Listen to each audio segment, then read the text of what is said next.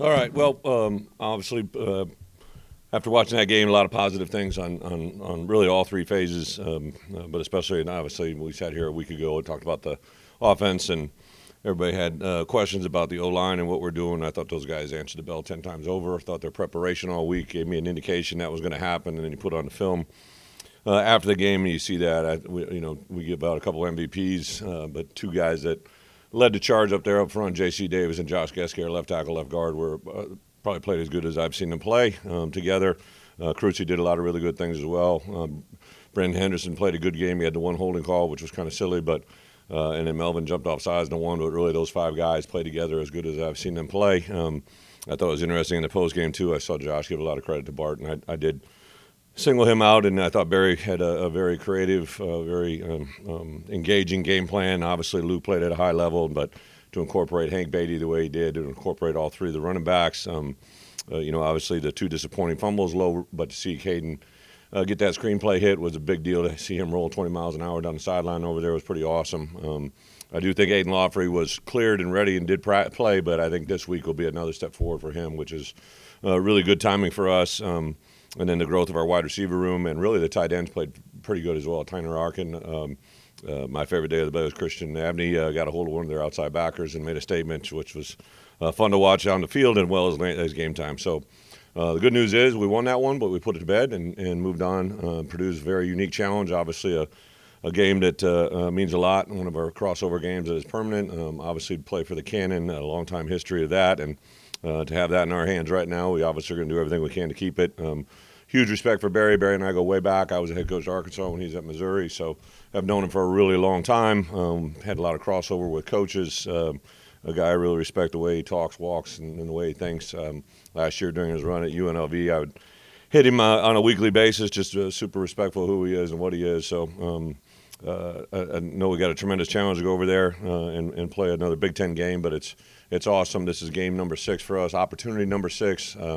I challenged our guys yesterday that you should have 5 weeks behind you that have helped prepare you for this week, regardless of whether we had success or failure. 4 opportunities to win, 1 loss. We took those Sundays and moved forward. We got to take these Mondays and get ourselves in a good recovery. We got to have a great Tuesday, Wednesday, Thursday, a travel day on Friday, and obviously an early game on Saturday. So from an injury standpoint, really the biggest concern I had was, obviously Matt Bailey, but I think he's going to be more than okay. We haven't practiced yet, but he should be good to go.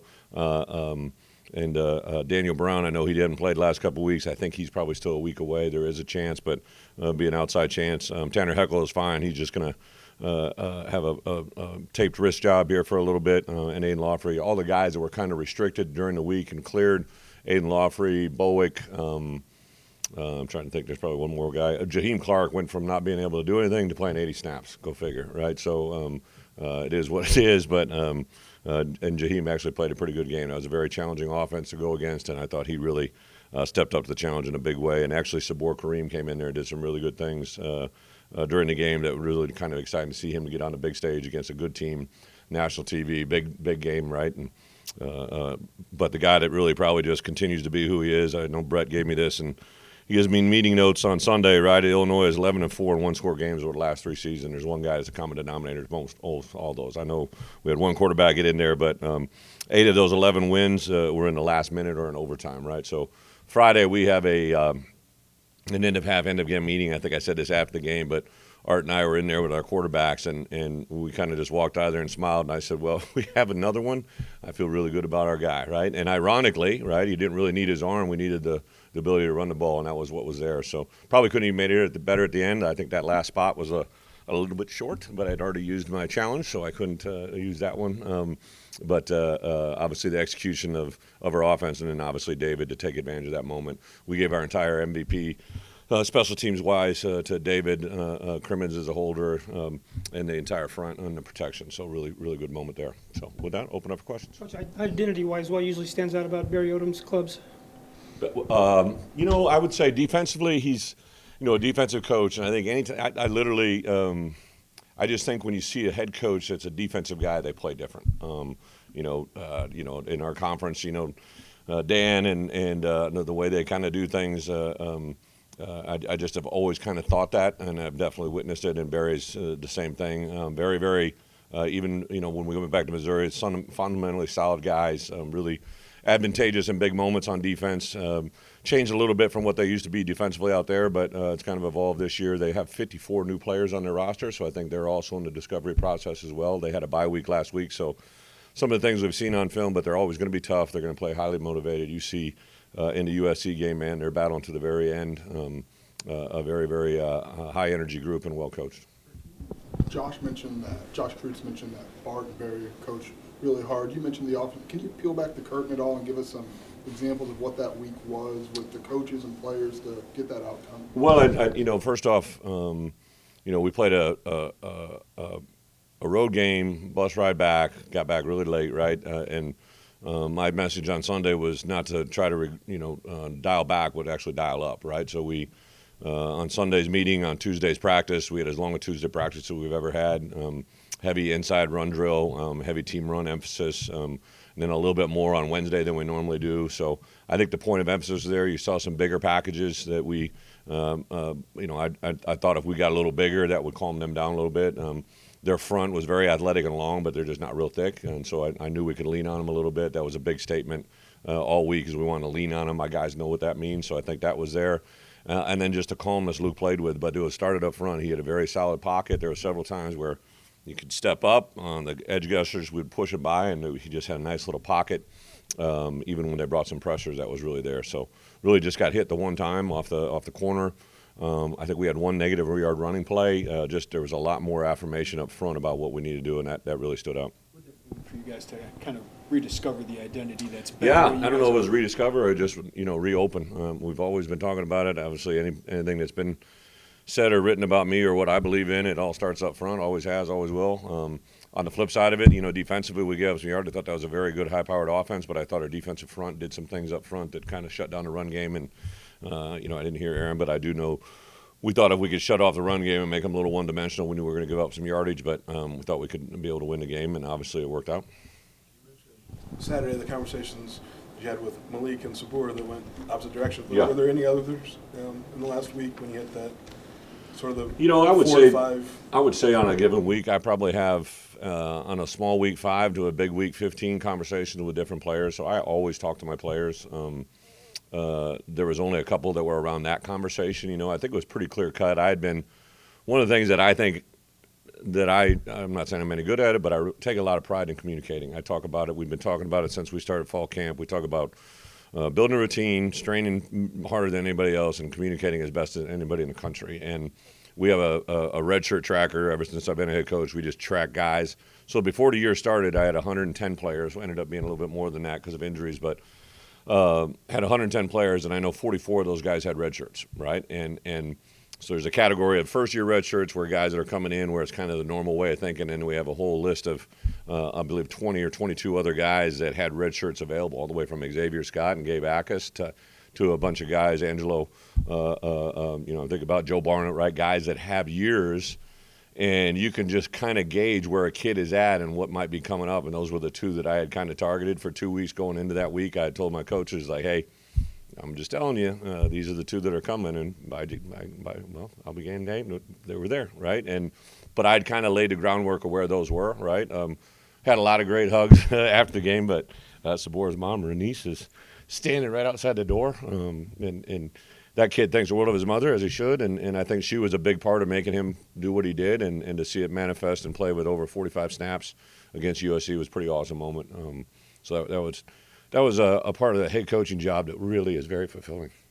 What stood out about Ryan Brown last year? What do you remember taking on him, Purdue's quarterback, and just how's the offense looking this year? What challenges are there? Yeah, well, 3 things. I think quarterbacks that just speak with volumes about how confident they are. Like, it's very easy to see that's the way he plays, right? And then this year you can see it come out during moments of success, but also moments of adversity. I think he throws the ball very well. He runs the ball. He can do design runs, but also escape trouble. I think that's a really big one there. And I think now he's just played more football. He's making some improv plays and doing some things that you only get through experience. So a very difficult challenge. Obviously, like I said earlier, Barry, 54 new players, right? Those guys after a bye week, I'm sure I've really had a chance to kind of analyze not just the quarterback, but all the guys around him. He's got some very, very good players on the perimeter. I think their offensive line, tight end group are doing some things. That running back seems like he's been there for 5 years now. A really good player, very athletic, and a very difficult challenge for us. Series, a rivalry game with a trophy. What's it meant to you? Yeah. So probably, I talked last week a lot about reputation. Well, I would say my reputation is I'm a Big Ten guy, right? Played at Iowa, from Illinois, had a cup of coffee up in Wisconsin, right? So I've been in this league for a while, right? 3 different schools. One of the greatest things about our conference is the trophy games. I think when we were talking about realignment, even the first time, back in the early 2000s when we brought in a couple schools and added Maryland and Rutgers, and we brought in more schools, and then obviously brought in the 4 new schools. The trophy things always kept coming up, right? And then, I think I've told the story, when I was a young coach at Iowa, I recruited Minnesota, and I wasn't married, so I took a picture with the Floyd of Rosedale. Thought it was a hell of an idea. But all of a sudden I realized I was posing with a pig, and that made its world around the circuits back then. And I can only imagine now with social media what would happen, but maybe it will now. But I think, then I went to Wisconsin, and then the Axe game was just huge. I remember they had lost it the year before I got there, so we won it. I was a defense coordinator, and I remember I was carrying it out in the parking lot, and it was like I was carrying like a lotto ticket, right? Like people coming up, taking pictures. Took us a while to get some trophies here, but I think Josh would tell you that this year we've had the hat and the cannon, and obviously the Cheez-It Bowl trophy. Those trophies were very popular on the circuit, and like people want to take pictures with them. So I think it's part of it, right? I think this thing goes back to the 40s. I think it's pretty even, right? 48, 46, and a couple ties in there, whatever it is. Like just the long history of it, and it's a part of something that comes before you're here, and it goes on after you're gone, right? And I think that's what makes the Big Ten really special and unique. You mentioned the final drive on Saturday multiple times. Barry joked with us today that he thought they were one-dimensional. We ran the ball, but he also mentioned that because you had 3 timeouts, we could run our 4-minute stuff in this 2-minute drill. How key was that? When you rewatched that, is that kind of the identity of what you want this? Yeah, so they were trying to manipulate the clock a little bit there at the end, right? And they were letting it go down. And I actually, the mechanics that what we have said not to use one before the 2-minute warning, right? Like let it go past 2-minute warning, but I just had this moment at like 2:05. I'm like, I tried to run out and hit a timeout, right? And I kind of did it on my own. They didn't see it, so I just kind of let it go. And then when they scored right away, I remember when I looked at the clock, and I'm like, I thought if we could give Luke the ball, and have more than 30 seconds, I thought we'd be in pretty good shape. To have whatever it was, a minute 30, I just felt really good. I turned around and looked at him, and he just kind of, put his helmet on, looked at me, and I knew what was going on. I knew what he was saying. Barry did have a conversation. I said, hey, man, we got a lot of time with these timeouts. They're going to play us for the pass. Let's think about running it here. And then obviously the PI kind of really changed it in a hurry too. But I thought it was just really good in-game awareness and moment by Barry. I thought he was really on his game. He's in really good connection with the players. I heard a lot of every time we went out on the field, Barry, one of the offensive goals last week was like a street fight mentality. They kept saying it, and I heard it, and I saw it, and I witnessed it. So I thought that was really good. Our keys to victory last week really showed up: offense, defense, special teams. The 3 that I had laid out there were, one of them was Big Ten physicality. That was goal number 3. Early down success was my second goal, and that really showed up offensively. We had a lot of big first down gains, like 18 yards, 20 yards, played ahead of the chains. Even if we had some 2nd and 8s, all of a sudden second down was a big hit. So defensively, for sure, or offensive, for sure, that was a big part of it overall. So and then I had 4 quarters of fundamentals, right? So like some of those fundamentals in the run game, everybody's fundamentals are different, right? So my guards' fundamentals are different than my tackles. My tackles and guards are different than my tight ends. They're different than my wide receivers. But there was just a lot of fundamental things there that made those plays happen on Saturday, which were huge. Example of what you've been talking about with safeties and receivers coming over the middle. Then Miles Scott's first hit on the guy, he has to go low. The guy flips and lands on his head, but what is Miles supposed to do? So given the examples of the last 2 games, I'm just curious your thoughts on the whole targeting thing and what a safety has to do.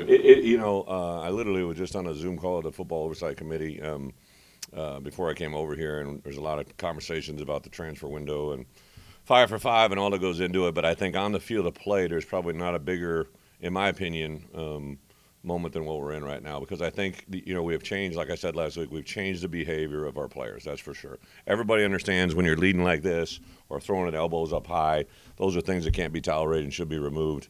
But I do think there will be a day of not reckoning, but a little bit. I think we're very close to pushing through what it should be, right? Like maybe an intentional targeting versus an unintentional. Those bang plays. And Miles Scott has worked really hard to come back and play his senior year, and he had an entire game taken from him, right? And not only does it get taken from Miles Scott, guess what? I wish I had him in the middle of the third quarter, right, in Indiana, right? Like you're already out Xavier, and I know they had a couple DBs with a stomach flu. They're probably back on the practice field today. I've lost a guy for a year, like one of our best players, right? And guys got to step up. So hopefully that's going to come in full circle, and I think calmer heads and better thinking will prevail.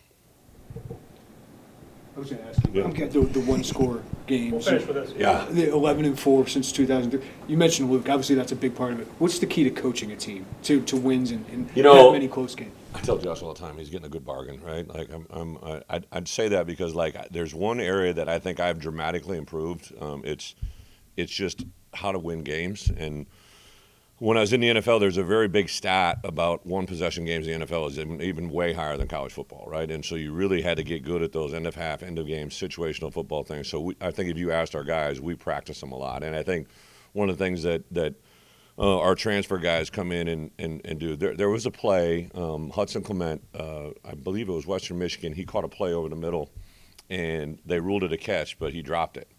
He literally stood up and gave a signal that tells us to run a ball as fast as we can, run a play as fast as we can. And we almost executed it. I think we did. Officials said they got buzzed. I can't put a lie detector on them, right? So, but like, I asked that kid in the meeting on Sunday. I hadn't even talked to him. I said, "Have you ever done that before? Have you ever run that anywhere you've ever been?" He said, "No, coach, just that one day with you in fall camp." And I'm like, that could have been like one of the biggest plays of the game that day, right? And it's just that situational football awareness. We take a lot of pride in it as coaches. I think you would ask my coaches, I demand a lot of them in those areas. And players take a lot of pride in it. I think Luke's a walking example of it. I had no idea it was that many. My wife always gives me a hard time after the game. Like she, on the field Saturday, she's like, "Oh my God," like that game, right? And I kind of think she does that every game, but I realize that she's done it a lot because it's happened a lot, right? That's 15 games, in a 3-year window that are decided by one score. That's a lot of games, and fortunately we've been able to come out on top of that. But it doesn't happen by chance. Our guys do a really good job of preparing. Thank you, guys. Thank you.